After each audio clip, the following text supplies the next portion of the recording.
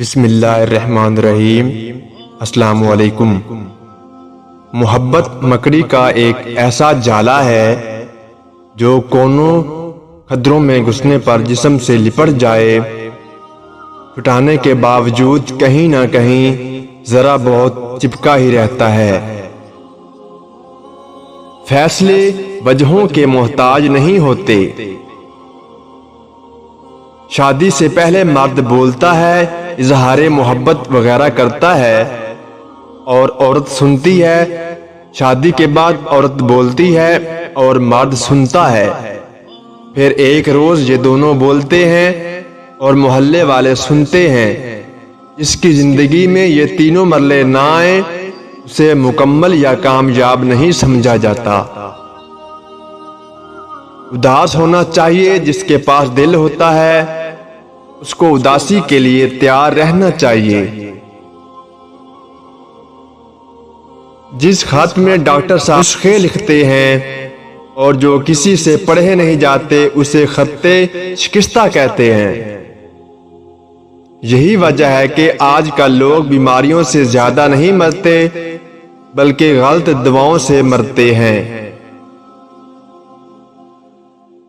کامیاب مسکراہٹ میں بڑے آنسو پنہاں ہوتے ہیں۔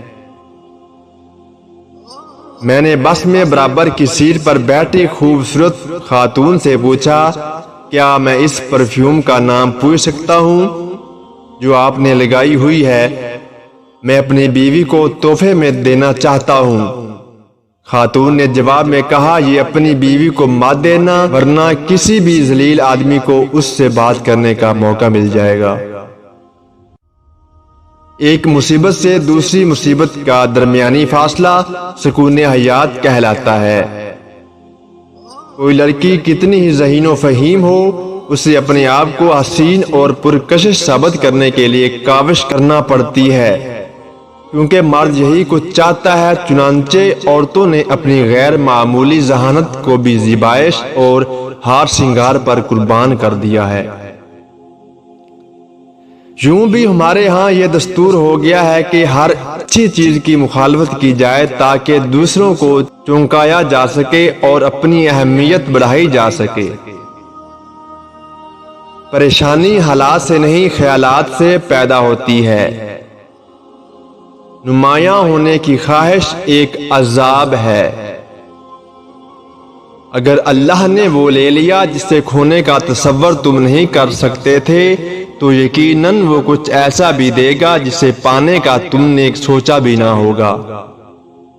ہر بڑا آدمی اپنی نظر میں چھوٹا ہوتا ہے۔